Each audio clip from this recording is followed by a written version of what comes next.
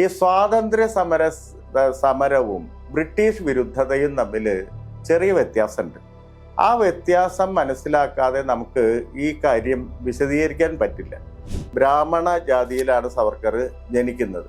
ബ്രാഹ്മണ ജാതിയിൽ തന്നെ വളരെ വ്യതിരിക്തമായിട്ട് പറഞ്ഞ ചിത്പാവൻ ബ്രാഹ്മിൻസ് എന്ന് പറയുന്ന, ചിത്പാവൻ ബ്രാഹ്മണന്മാർ എന്ന് പറയുന്ന ഒരു ചെറിയ ന്യൂനപക്ഷ സമുദായത്തിലാണ് സവർക്കർ ജനിക്കുന്നത്. പക്ഷേ ചിത്പാവൻ ബ്രാഹ്മിൻസ് എണ്ണത്തിൽ കുറവാണെങ്കിലും സാമൂഹ്യ മേൽക്കോയ്മ അവർക്ക് ധാരാളമായിട്ട് ഉണ്ടായിരുന്നു.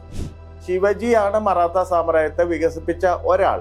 ശിവജി ബ്രാഹ്മണനായിരുന്നില്ല, മറിച്ച് മറാഠ എന്ന് പറയുന്ന ഒരു വാരിയർ, ഒരു പടയാളി സമുദായത്തിൽപ്പെട്ടിട്ടുള്ള ആളായിരുന്നു. ശിവജിയുടെ ഈ പറയുന്ന കോർട്ടിലെ, ശിവജിയുടെ രാജ്യസഭയിലെ വളരെ പ്രധാനപ്പെട്ട ഒരു പദവി അലങ്കരിച്ചിരുന്ന ആളായിരുന്നു ബാലാജി വിശ്വനാഥ് ഭട്ട് എന്ന് പറയുന്ന ചിത്പാവൻ ബ്രാഹ്മിൻ.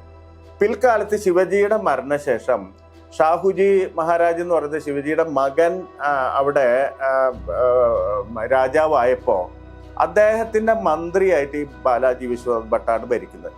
കുറച്ച് കഴിഞ്ഞപ്പോൾ വളരെ ഒരുപക്ഷെ ഇന്ത്യൻ ചരിത്രത്തിൽ കാണാത്ത വിധത്തിൽ ഈ ഭരണം മന്ത്രിമാരിലെത്തുകയാണ്, അങ്ങനെ പേഷ്വാമാരിലെത്തുകയാണ്.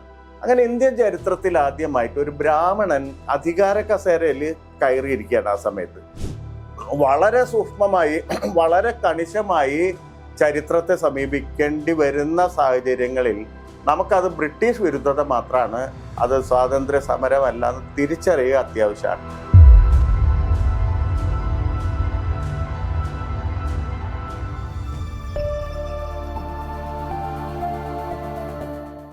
ഇന്ത്യ ചരിത്രത്തിലെ ഏറ്റവും ഇരുണ്ടതെന്ന് പറയാവുന്ന, ഏറ്റവും സങ്കീർണം എന്ന് പറയാവുന്ന ഒരു വ്യക്തിത്വത്തെക്കുറിച്ചാണ് നമ്മൾ സംസാരിക്കുന്നത്.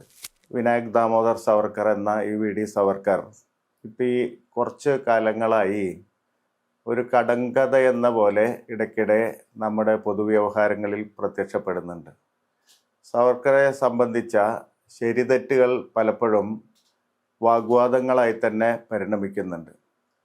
ഇതിൻ്റെ ഒരു പ്രധാനപ്പെട്ട കാരണം ഇന്ത്യ ചരിത്രത്തിലെ ഒരു വലിയ കാലയളവിൽ സവർക്കറെ ആരും പരാമർശിക്കുക പോലും ചെയ്തിട്ടില്ല.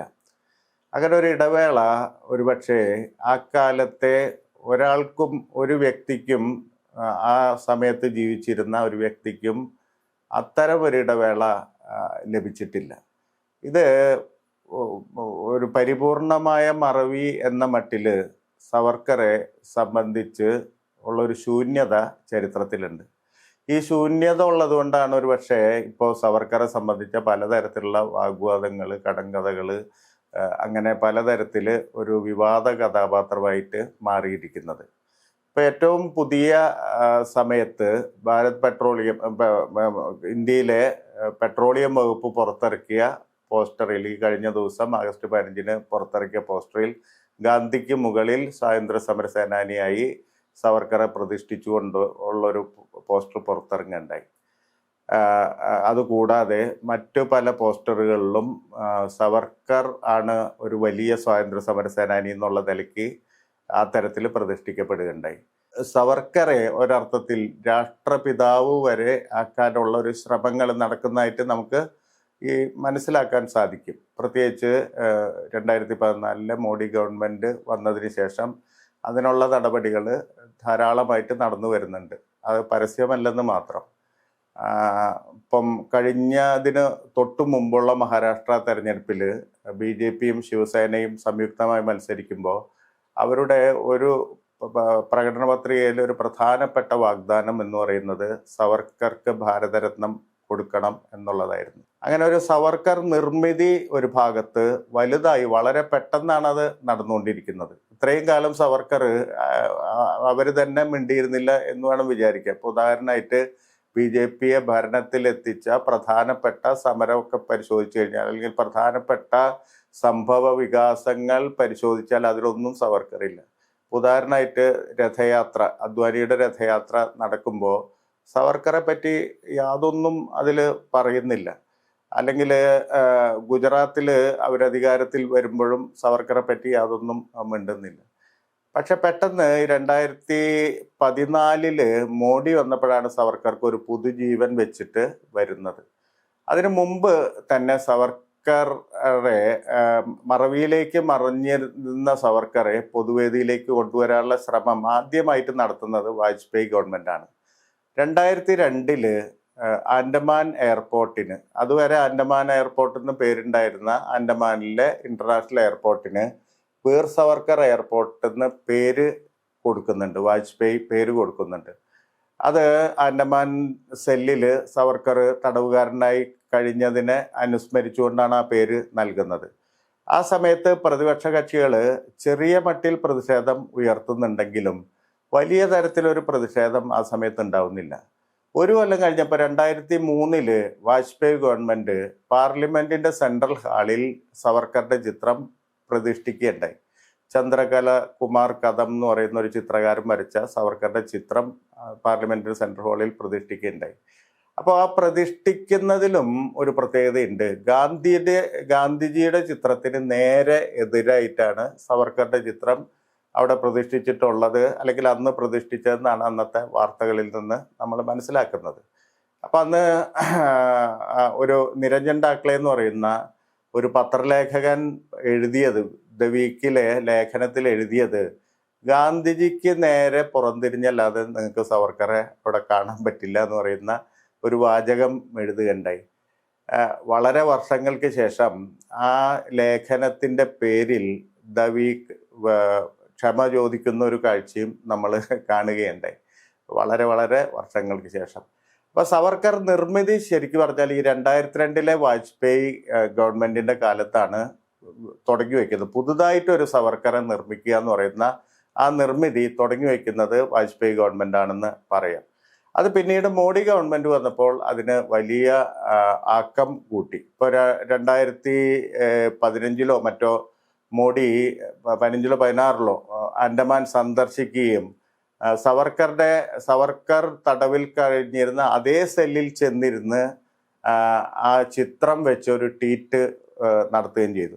മാത്രമല്ല, മോഡിയുടെ ട്വിറ്റർ സന്ദേശങ്ങൾ നോക്കിക്കഴിഞ്ഞാൽ സവർക്കറുടെ ജന്മദിനമായ മെയ് 28 ചരമദിനമായ ഫെബ്രുവരി 26 തുടർച്ചയായിട്ട് അദ്ദേഹം സവർക്കറെ ദേശഭക്തനായും വലിയ നാഷണലിസ്റ്റായും വലിയ വിപ്ലവകാരിയായും ഒരുപക്ഷെ ഇന്ത്യയിലെ ഏറ്റവും പ്രധാനപ്പെട്ട സ്വാതന്ത്ര്യ സമര നായകനുമായും ഒക്കെ വിശേഷിപ്പിച്ച് നിരവധി ട്വീറ്റുകൾ ചെയ്യുകയുണ്ടായി. അതോടൊപ്പം തന്നെ സാംസ്കാരികമായും സവർക്കറെ പുനർനിർമ്മിക്കാനുള്ള ശ്രമങ്ങൾ ധാരാളമായിട്ട് നടന്നുകൊണ്ടിരിക്കുന്നു.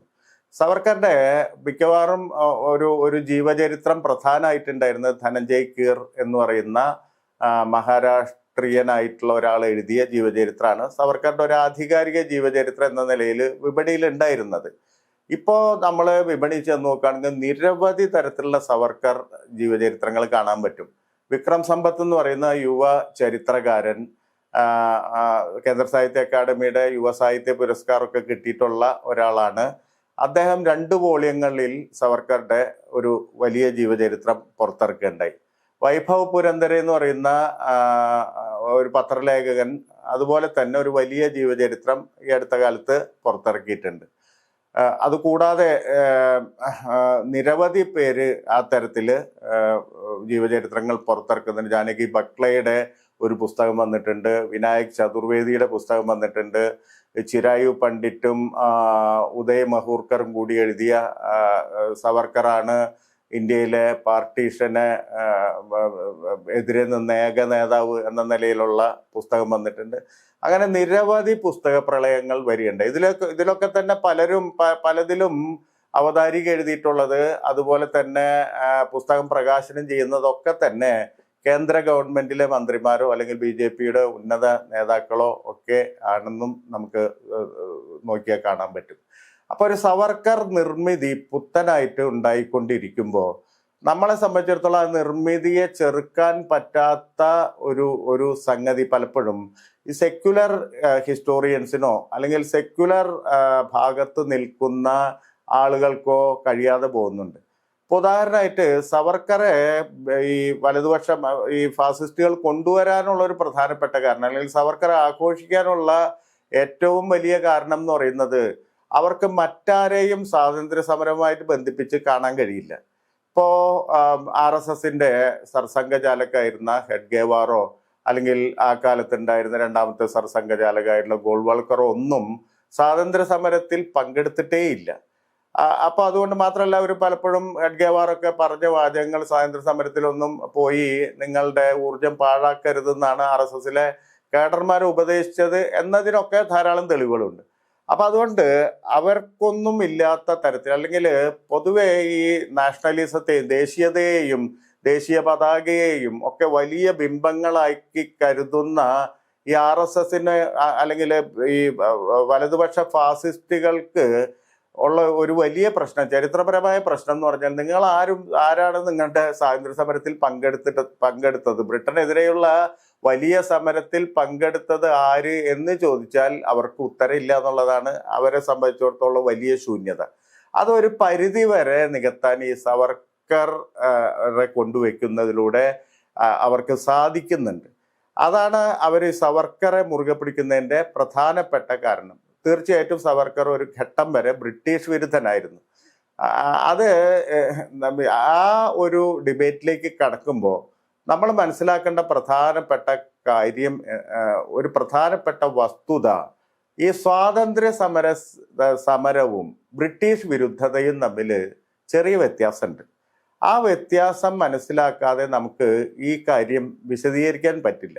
ഉദാഹരണമായിട്ട് പഴശ്ശിരാജാവ് ബ്രിട്ടീഷ് വിരുദ്ധനായിരുന്നു. സ്വാതന്ത്ര്യ സമര സേനാനി എന്ന് നമ്മൾ പറയുന്നുണ്ടെങ്കിൽ പോലും നമ്മൾ നോക്കിക്കഴിഞ്ഞാൽ ബ്രിട്ടീഷ് വിരുദ്ധൻ മാത്രമായിരുന്നു പഴശ്ശിരാജാവ് എന്ന് പറയാം. കാരണം പഴശ്ശിരാജാവിന് നികുതി പിരിക്കാനുള്ള അവകാശം ഉണ്ടായിരുന്നു. അതെടുത്ത് മാറ്റിയപ്പോൾ, നികുതി പിരിക്കാനുള്ള അവകാശം തനിക്കുള്ളപ്പോൾ അദ്ദേഹം ബ്രിട്ടീഷുകാർക്കൊപ്പമായിരുന്നു. പക്ഷേ നികുതി പിരിക്കാനുള്ള അവകാശം തന്നിൽ നിന്ന് എടുത്തു മാറ്റിയപ്പോൾ അദ്ദേഹം ബ്രിട്ടീഷ് വിരുദ്ധനാവുന്നു. എന്ന് പറഞ്ഞാൽ തൻ്റെ പ്രിവിലേജിൽ ഒരു പ്രശ്നം ഉണ്ടാകുമ്പോൾ ആ പ്രിവിലേജ് നശിപ്പിച്ചവരോടുള്ള ഒരു പ്രതികാര വാഞ്ചയാണ് മുന്നിട്ട് നിൽക്കുന്നത്. സ്വാഭാവികമായിട്ട് ഇന്ത്യയിൽ സ്വാതന്ത്ര്യ സമരം കഴിഞ്ഞ് ഇന്ത്യക്ക് സ്വാതന്ത്ര്യം കിട്ടിയപ്പോൾ ആദ്യഘട്ടത്തിൽ ഒക്കെ തന്നെ സ്വാതന്ത്ര്യ സമര സേനാനികൾ ആരാണ് എന്നതിൻ്റെ നിർവചനം ബ്രിട്ടീഷുകാർക്കെതിരെ ആര് നിന്നോ അവരെയൊക്കെ തന്നെ സ്വാതന്ത്ര്യ സമര സേനാനികളായിട്ടാണ് കണക്കാക്കിയിട്ടുള്ളത്. അതുകൊണ്ടാണ് വേലുത്തമ്പി ദളവ സ്വാതന്ത്ര്യ സമര സേനാനിയാവുന്നത്. വേലുത്തമ്പി ദളവയ്ക്ക് ബ്രിട്ടീഷുകാരെ എതിർക്കുമ്പോൾ ഒരു സ്വതന്ത്ര ജനാധിപത്യ മതേതര ഇന്ത്യക്ക് വേണ്ടിയാണ് ഞാൻ സമരം ചെയ്യുന്നത് എന്നുള്ള ബോധ്യത്തിലല്ല അത് ചെയ്യുന്നത്. അപ്പോൾ ഇതിലൊക്കെ ഒരു സ്വാർത്ഥതയുടെ അംശം അവിടെയുണ്ട്. അപ്പൊ ഇങ്ങനെ ബ്രിട്ടീഷ് വിരുദ്ധതയും സ്വാതന്ത്ര്യ സമരവും തമ്മിലുള്ള വ്യത്യാസം കണക്കിലെടുത്താൽ മാത്രമേ നമുക്ക് എന്തുകൊണ്ട് സവർക്കർ സ്വാതന്ത്ര്യ സമര സേനാനി എന്നതിനേക്കാൾ ബ്രിട്ടീഷ് വിരുദ്ധനായിരുന്നു. ഒരു പ്രത്യേക ഘട്ടം വരെ മാത്രം, 28 വയസ്സ് വരെ അദ്ദേഹത്തിന്റെ 1911 വരെ സവർക്കറുടെ പോരാട്ടം ബ്രിട്ടീഷുകാരോടായിരുന്നു. അത് വളരെ സുനിശ്ചിതമായിട്ടുള്ള കാര്യമാണ്. അതെന്തുകൊണ്ട് എന്ന് പരിശോധിച്ചിട്ട് വേണം നമുക്ക് ആദ്യം ഇതിലേക്ക് സവർക്കറുടെ ചരിത്രത്തിലേക്ക് കടക്കാൻ. സവർക്കർ ജനിക്കുന്നത് ഭാഗൂർ എന്ന് പറയുന്ന സ്ഥലത്താണ്. ഈ ഭാഗൂർ നാസിക്കിനടുത്തുള്ള ഒരു ചെറിയ ഗ്രാമമാണ്. 1883 മെയ് 28-നാണ് സവർക്കർ ജനിക്കുന്നത്. എന്ന് പറഞ്ഞാൽ 19-ാം നൂറ്റാണ്ടിന്റെ അവസാനം ആണ് സവർക്കർ ജനിക്കുന്നത്. സവർക്കറേക്കാൾ കുറച്ചു മുമ്പ് അല്ലെങ്കിൽ പ്രായം കൂടിയ ആളാണ് ഗാന്ധി. സവർക്കർ ജനിക്കുന്നത് ഭാഗൂരിലാണ്. ഭാഗൂർ ബോംബെ പ്രൊവിൻസിൽ, അന്നത്തെ ബോംബെ പ്രൊവിൻസ് എന്ന് പറയുന്ന ബ്രിട്ടീഷുകാർ ഭരിക്കുന്ന പ്രദേശത്തെ ഒരു ചെറിയ ഗ്രാമമാണെന്ന് പറയാം. ഈ ബോംബെ പ്രൊവിൻസിന്റെ പ്രത്യേകത എന്താ വെച്ച് കഴിഞ്ഞാല്, അത് ഇന്നത്തെ മഹാരാഷ്ട്രയിലെ ഒട്ടുമിക്ക ഭാഗങ്ങളും അതിൽ പെടും. അതുപോലെ തന്നെ ഗുജറാത്ത് ബോംബെ പ്രൊവിൻസിലായിരുന്നു. കർണാടകയുടെ ചില ഭാഗങ്ങൾ ബോംബെ പ്രൊവിൻസിലായിരുന്നു. അങ്ങനെ ഒരു പ്രദേശമായിരുന്നു ബോംബെ പ്രൊവിൻസ് എന്ന് പറയുന്നത്. അന്നത്തെ ഇന്ത്യയുടെ സ്വരൂപം നമ്മൾ നോക്കിക്കഴിഞ്ഞാൽ ഇങ്ങനെ ബ്രിട്ടീഷുകാർ ഭരിക്കുന്ന പ്രവിശ്യകളുണ്ട്. ഇപ്പൊ ബോംബെ പ്രൊവിൻസ് ബ്രിട്ടീഷുകാർ ഭരിക്കുന്നതാണ്. അതുപോലെ തന്നെ സെൻട്രൽ പ്രൊവിൻസ്, ഇന്നത്തെ മധ്യപ്രദേശ് എന്ന് പറയുന്ന ഭാഗം ബ്രിട്ടീഷുകാർ ഭരിക്കുന്നതാണ്. യുണൈറ്റഡ് പ്രൊവിൻസ് എന്ന് പറയുന്ന ഐക്യ സംസ്ഥാനങ്ങൾ, ഇന്നത്തെ ഉത്തർപ്രദേശ്, ആ ഭാഗം ബ്രിട്ടീഷുകാർ ഭരിക്കുന്നതാണ്. നമ്മുടെ കേരളത്തിലെ മലബാർ ബ്രിട്ടീഷുകാർ, മദ്രാസ് പ്രൊവിൻസ് ബ്രിട്ടീഷുകാർ ഭരിക്കുന്ന ഇടമാണ്. അങ്ങനെ ഒട്ടുമുക്കാൽ ഭാഗവും ബ്രിട്ടീഷുകാരുടെ അധീനതയിലായിരുന്നു. അതുകൂടാതെ ഒരു 10-600 നാട്ടുരാജ്യങ്ങൾ അന്ന് ഇന്ത്യയിലുണ്ട്. അതിൽ ഒരുപാട് നാട്ടുരാജ്യങ്ങൾ ഹിന്ദു രാജാക്കന്മാർ ഭരിക്കുന്നതാണ്, കുറെ എണ്ണം മുസ്ലിം രാജാക്കന്മാർ ഭരിക്കുന്നതാണ്. ഇങ്ങനെയായിരുന്നു അന്നത്തെ ഒരു ഇന്ത്യയുടെ ഒരു സ്ഥിതി എന്ന് പറയുന്നത്. ഇന്ത്യയിലെ ഒരു ഭൂ ഭൂ ഭൂവുടമസ്ഥയുടെ അല്ലെങ്കിൽ അധികാരത്തിന്റെ സ്ഥിതി എന്ന് പറയുന്നത്. അപ്പോ സവർക്കർ പറന്നു വീഴുന്നത് ബ്രിട്ടീഷുകാർ ഭരിക്കുന്ന ബോംബെ പ്രോവിൻസിലാണ്. ഈ ബോംബെ പ്രോവിൻസിന്റെ പ്രത്യേകത നോക്കിക്കഴിഞ്ഞാൽ ഒരു ഒരു വലിയ പശ്ചാത്തലം അതിനുണ്ട്.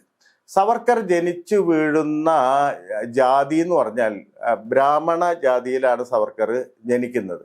ബ്രാഹ്മണ ജാതിയിൽ തന്നെ വളരെ വ്യതിരിക്തമായിട്ട് പറഞ്ഞ ചിത്പാവൻ ബ്രാഹ്മിൻസ് എന്ന് പറയുന്ന ചിത്പാവൻ ബ്രാഹ്മണന്മാർ എന്ന് പറയുന്ന ഒരു ചെറിയ ന്യൂനപക്ഷ സമുദായത്തിലാണ് സവർക്കർ ജനിക്കുന്നത്. പക്ഷേ ചിത്പാവൻ ബ്രാഹ്മിൻസ് എണ്ണത്തിൽ കുറവാണെങ്കിലും സാമൂഹ്യ മേൽക്കോയ്മ അവർക്ക് ധാരാളമായിട്ട് ഉണ്ടായിരുന്നു.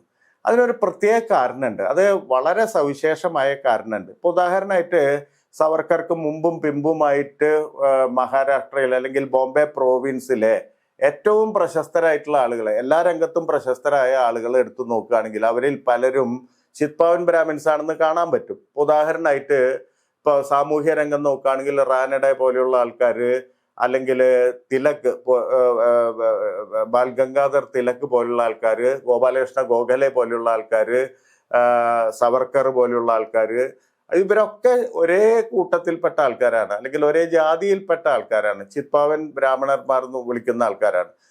ഇപ്പം സിനിമ ആദ്യമായിട്ട് കൊണ്ടുവന്ന ദാദാ സാഹിബ് ഫാൽക്കെ ഇന്ത്യയിൽ അവതരിപ്പിച്ച അദ്ദേഹം ഒരു ചിത്പാവൻ ബ്രാഹ്മണനാണ്. എഴുത്തുകാരെ നോക്കുകയാണെങ്കിലും ഒരുപാട് പേര് ചിത്പാവൻ ബ്രാഹ്മണ കുലത്തിൽ നിന്ന് വന്നതാണ്. അപ്പോ ഒരു സംസ്ഥാനത്തെ വളരെ ന്യൂനപക്ഷം, ഇപ്പം നമ്മൾ ബോംബെ പ്രോവിൻസിൽ അന്നത്തെ സെൻസസ് കണക്കൊക്കെ നോക്കുകയാണെങ്കിൽ 1901 സെൻസസ് പ്രകാരം ബ്രാഹ്മണർ തന്നെ വളരെ കുറവാണ് ബാക്കി സമുദായങ്ങളെ അപേക്ഷിച്ച്. ആ ബ്രാഹ്മണരിൽ തന്നെ വിവിധ വിഭാഗങ്ങളുണ്ട്. ഇപ്പൊ ദേശസ്ഥ ബ്രാഹ്മണർ എന്ന് പറയുന്ന ബ്രാഹ്മണരിൽ തന്നെ ഏറ്റവും കൂടുതൽ ആളുകളുള്ള ഒരു വിഭാഗമുണ്ട്. അതുകൂടാതെ കറാട ബ്രാഹ്മണനുണ്ട്, സാരസ്വത് ബ്രാഹ്മണനുണ്ട്, ഗൗഡ സാരസ്വത ബ്രാഹ്മണരുണ്ട്. അപ്പോ ഈ ബ്രാഹ്മണ കുലത്തില് ആകെ 20% ഉള്ളൂ ഈ ചിത്പാവൻ ബ്രാഹ്മിൻസ് എന്ന് പറയുന്നത്. അപ്പോ ന്യൂനപക്ഷങ്ങളിൽ ന്യൂനപക്ഷമാണ് ഈ ചിത്പാവൻ ബ്രാഹ്മിൻസ് എന്ന് പറയുന്നത്. പക്ഷേ അവരാണ് ഈ സാമൂഹ്യ സാംസ്കാരിക മേഖലകൾ, രാഷ്ട്രീയ മേഖലയൊക്കെ കൈയടക്കിയിട്ടുള്ളതെന്ന് കാണാൻ സാധിക്കും. അതിന്റെ കാരണം അവർക്ക് വലിയ സാമൂഹ്യ ചലനാത്മകത കിട്ടിയിട്ടുണ്ട്. മറ്റു സമുദായങ്ങളെക്കാൾ സാമൂഹ്യ ചലനാത്മകത കിട്ടിയിട്ടുണ്ട്. അങ്ങനെയാണെങ്കിൽ മാത്രമേ ഒരു ചെറിയ സമുദായത്തിൽ അംഗങ്ങൾക്ക് എല്ലാ സ്ഥലത്തും മേൽക്കോയ്മ കിട്ടുള്ളൂ. അപ്പോൾ അങ്ങനെ നോക്കുമ്പോൾ വളരെ സവിശേഷമായ, ഇന്ത്യ ചരിത്രത്തിലെ വളരെ സവിശേഷമായ ഒരു കാര്യം നമുക്ക് പിടികിട്ടും. സാധാരണയായിട്ട് ഇന്ത്യയിലെ നാട്ടുരാജ്യങ്ങളിൽ ഞാൻ നേരത്തെ പറഞ്ഞ പോലെ ഹിന്ദുക്കളും അല്ലെങ്കിൽ മുസ്ലിങ്ങളാണ് മിക്കവാറും നാട്ടുരാജ്യങ്ങൾ ഭരിച്ചിരുന്നത്. ഈ ഹിന്ദു സമുദായത്തിൽപ്പെട്ട നാട്ടുരാജാക്കന്മാരിൽ ഭൂരിപക്ഷം പേരും ക്ഷത്രിയരായിരുന്നു. കാരണം അതിന്റെ വർണ്ണവ്യവസ്ഥ അനുസരിച്ച് ക്ഷത്രിയർക്കാണ് രാജ്യഭരണത്തിനുള്ള അർഹത. അപ്പൊ ആ ക്ഷത്രിയര് പലതരത്തിലുള്ളതായിരിക്കും. ഇപ്പൊ കൊച്ചിയിലാണെങ്കിൽ വർമ്മമാര് ആണ് ഭരിക്കുന്നത്, അല്ലെങ്കിൽ രാജസ്ഥാനിലാണെങ്കിൽ രാജ്പുത്സ് ആണ്, രജപുത്രരാണ് ഭരിക്കുന്നത്. അങ്ങനെ ഓരോ സ്ഥലത്തും ഈ വാരിയർ കാസ്റ്റ് എന്ന് പറയുന്ന ഈ സമരം ചെയ്യുന്ന പടയാളികളായിട്ടുള്ള ആളുകളാണ്, അല്ലെങ്കിൽ അതാണ് അവരുടെ കുലത്തൊഴിൽ നിർവചിക്കപ്പെട്ടിട്ടുള്ള ആളുകളാണ് ഈ രാജ്യങ്ങളൊക്കെ ഭരിച്ചിരുന്നത്. പക്ഷെ ഇന്ത്യയിൽ ഒരേ ഒരു രാജ്യം, ഈ മറാത്ത സാമ്രാജ്യം എന്ന് പറയുന്നത്, ആ സമയത്ത് 19ാം നൂറ്റാണ്ടിന്റെ അല്ലെങ്കിൽ 18ാം നൂറ്റാണ്ടിന്റെ തുടക്കം മുതൽ പേഷ്വമാരാണ് ഭരിച്ചിരുന്നത്.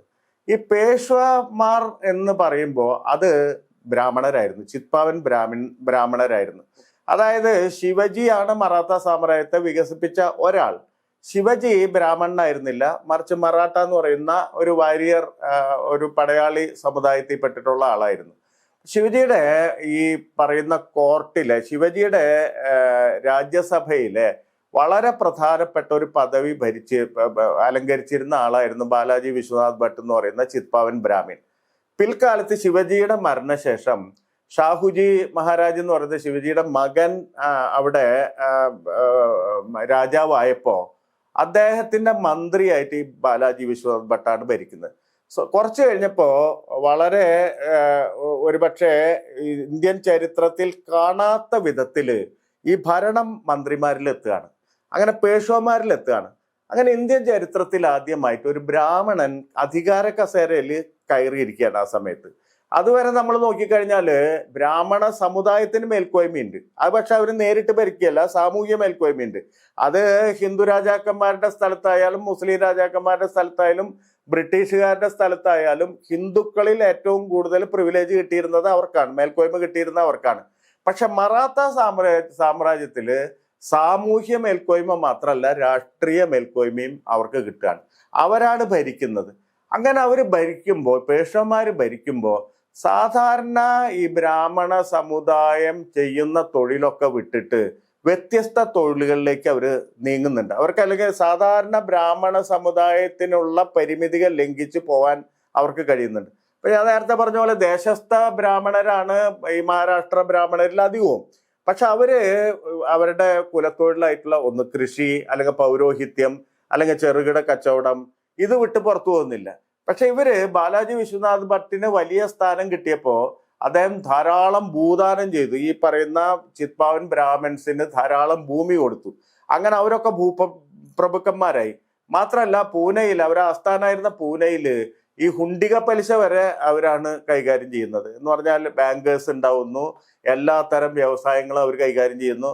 അങ്ങനെ വേറൊരു തരത്തിലുള്ള സാമൂഹ്യ മേൽക്കോയ്മ ബ്രാഹ്മണ സമുദായത്തിന്റെ പരിമിതി വിട്ടും അവർക്ക് ചലിക്കാൻ അവസരം കിട്ടുന്നുണ്ട്.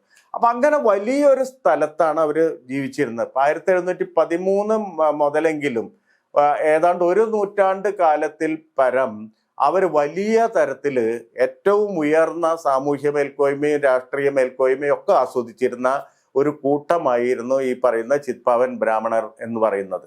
പക്ഷെ 1818 ശനിവാർവാഡ യുദ്ധത്തില്, പൂനെയിൽ വെച്ച് നടന്ന യുദ്ധത്തില് ഇവർ പരാജയപ്പെട്ടു. ബ്രിട്ടീഷുകാരോട് പരാജയപ്പെട്ടതോടെ ഇവർ പെട്ടെന്ന് ഇവരുടെ ഒരു അധപ്പതനം ആരംഭിക്കുകയാണ്. ബ്രിട്ടീഷുകാർ അധികാരത്തിൽ വരികയാണ്. ബ്രിട്ടീഷുകാർ അധികാരത്തിൽ വരുമ്പോൾ പ്രധാനമായിട്ട് സംഭവിച്ചത് അവരുടെ മുകളിലൊരു പുതിയ വർഗം വരുന്നു, വെള്ളക്കാർ എന്ന് പറയുന്ന പുതിയ വർഗം വരുന്നു.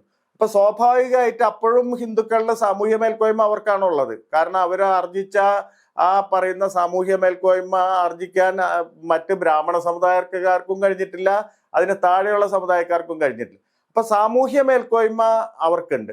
പക്ഷെ സാമ്പത്തിക മേൽക്കോയ്മയും രാഷ്ട്രീയ മേൽക്കോയ്മയും തകർന്നുപോയി, അധികാരം കയ്യിൽ നിന്ന് പോയി. സാമ്പത്തിക മേൽക്കോയ്മ പോവാനുള്ള കാരണം ബ്രിട്ടീഷുകാർ ബോംബെ പോർട്ട് വികസിച്ചു. അപ്പൊ പൂനെ പോയി ബോംബെ ആയി വ്യാവസായിക തലസ്ഥാനം എന്ന് പറയുന്നത്. ആ സമയത്ത് ബ്രിട്ടീഷുകാർ ചൈനയായിട്ട് ഉടമ്പടി ഉണ്ടാക്കുകയും വ്യാപാര ഉടമ്പടി ഉണ്ടാക്കുകയും അങ്ങനെ പുതിയൊരു വ്യവസായ നഗരമായിട്ട് ബോംബെ വളരുകയാണ്. ടെക്സ്റ്റൈൽ മില്ലുകൾ വരുന്നു, പുതിയ ഇൻഡസ്ട്രീസ് വരുന്നു. ഈ ഇൻഡസ്ട്രീസിലൊക്കെ തന്നെ പുതിയ ആളുകളാണ് കയറി പറ്റുന്നത്. ഒരു വിഭാഗം വെള്ളക്കാർ അവിടെ കയറി പറ്റുന്നുണ്ട്.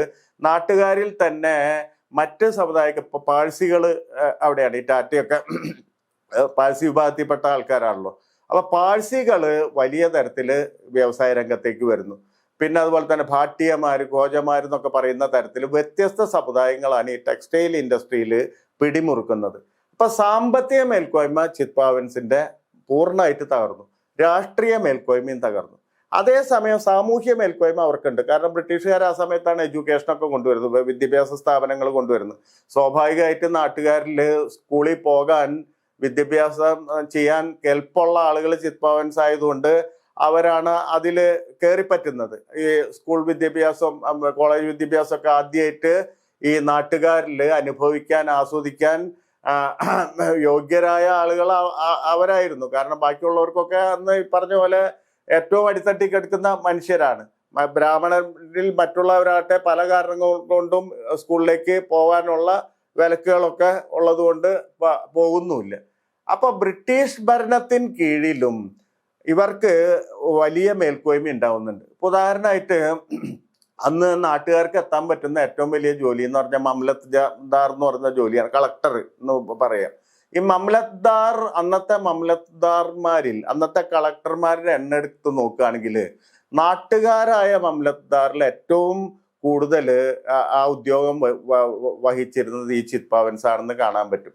അതുപോലെ തന്നെ ന്യായാധിപരുടെ പട്ടിക എടുത്ത് നോക്കിയാലും ഈ ചിത്പാവൻസ് ആണ് ഏറ്റവും കൂടുതൽ സ്ഥാനം വഹിച്ചിരുന്നതെന്ന് നമുക്ക് കാണാൻ പറ്റും. അപ്പൊ അവർക്ക് നാട്ടുകാരിൽ ഏറ്റവും വലിയ മേൽക്കോയ്മ അവർക്കുണ്ടെങ്കിലും ഭരണം പോയി എന്ന് പറയുന്നത് അവരെ സംബന്ധിച്ചിടത്തോളം വലിയ നഷ്ടമായിരുന്നു. അതുപോലെ തന്നെ സാമ്പത്തികമായിട്ടുള്ള മേൽക്കോയ്മ പോയി എന്നുള്ളത്. അപ്പൊ അതുകൊണ്ട് ബ്രിട്ടീഷുകാർക്കെതിരെ ഇവരിൽ ഒരു വിഭാഗം എപ്പോഴും പടപൊരുത്തിയിരുന്നു. ആ പടപൊരുതുന്നതിന്റെ കാരണം നേരത്തെ പറഞ്ഞ പോലെ തങ്ങളുടെ അധികാരം കവർന്നെടുത്ത ആൾക്കാർ എന്ന നിലയിലാണ്. അല്ലാതെ സ്വതന്ത്ര മതേതര ജനാധിപത്യ ഇന്ത്യ ഉണ്ടാക്കാനല്ല, മറിച്ച് തങ്ങളുടെ അധികാരം അവർ കവർന്നെടുത്തു. അവരെ തോൽപ്പിച്ചാൽ തങ്ങൾക്ക് ഈ അധികാരം തിരിച്ചു കിട്ടും. പുതിയ പേർഷ്യ സാമ്രാജ്യം സ്ഥാപിക്കാൻ വേണ്ടിയുള്ള ശ്രമങ്ങളായിരുന്നു അന്നത്തെ ഈ ബ്രിട്ടീഷ് വിരുദ്ധത എന്ന് നമുക്ക് മനസ്സിലാക്കാം. ചിത്പാവന്മാർക്കിടയിൽ ഉണ്ടായ ബ്രിട്ടീഷ് വിരുദ്ധത എന്ന് പറയുന്ന ഒരുതരം കുടിപ്പക പോലെയുള്ള സംഭവമാണ്. അപ്പോ അതിനെ സ്വാതന്ത്ര്യ സമരവുമായിട്ട് ബന്ധിപ്പിക്കാമോ എന്ന് ചോദിച്ചാൽ, ഒരു ജനാധിപത്യ ക്രമം ഉണ്ടായി വരുമ്പോൾ നമുക്ക് വേണമെങ്കിൽ ഉദാരമായി അതിനെ സ്വാതന്ത്ര്യ സമരത്തിൽ പെടുത്താം.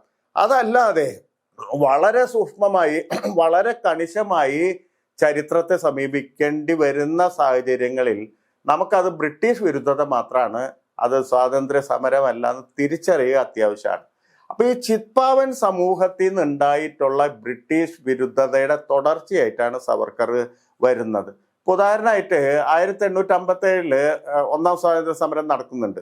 ഒന്നാം സ്വാതന്ത്ര്യ സമരം ഒരു ബ്രാഹ്മണ സമരമായിരുന്നില്ല, മറിച്ച് വിവിധ സമുദായങ്ങൾ അതിൽ അണിചേർന്നിരുന്നു.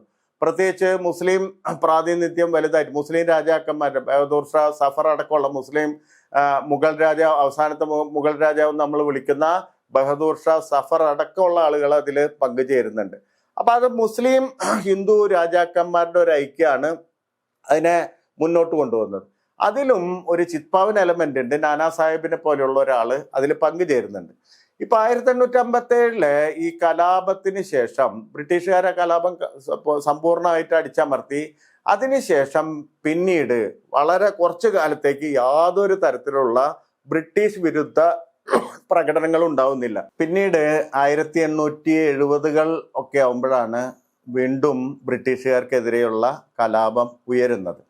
ആ കലാപം ഉയർത്തിയ പ്രധാനപ്പെട്ട ഒരാൾ വാസുദേവ് ബാൽവന്ത് ഫാഡ്കെ എന്ന് പറയുന്ന ഒരു ചിത്പാവൻ ബ്രാഹ്മണായിരുന്നു.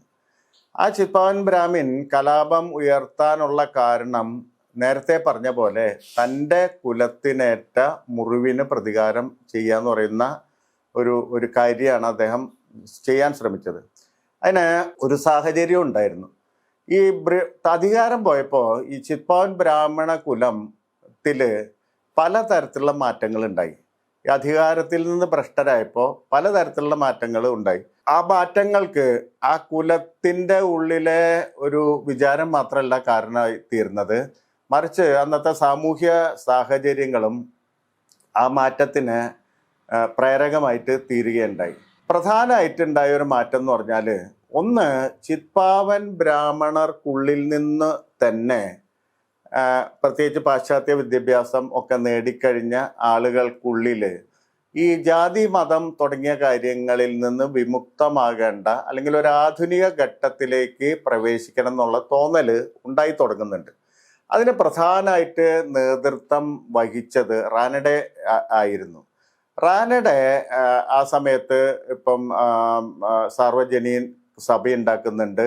അതുപോലെ തന്നെ ഡക്കാൻ എഡ്യൂക്കേഷണൽ സൊസൈറ്റി പോലുള്ള വിദ്യാഭ്യാസത്തെ പ്രോത്സാഹിപ്പിക്കുന്ന പല സംഘടനകളും ഉണ്ടാക്കുന്നുണ്ട്.